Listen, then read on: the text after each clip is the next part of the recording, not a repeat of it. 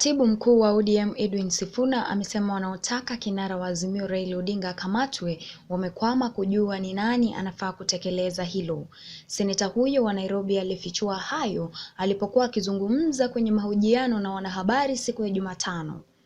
Nikinukuu maneno ambayo alisema, uongozi wa Kenya Kwanza unakubaliana kwamba baba anatakiwa kukamatwa na polisi wanakubaliana kwamba baba anatakiwa kukamatwa.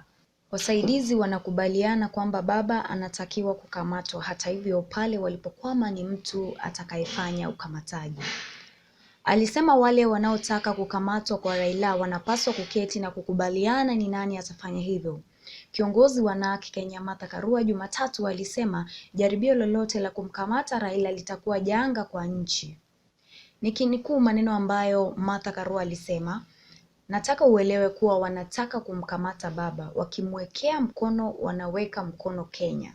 Sifuna zaidi alisema alipokea ujumbe kutoka kwa wakili wao kwamba yeye na aliyekuwa gavana wa Kakamega Wycliffe Oparanya wameitwa na DCI.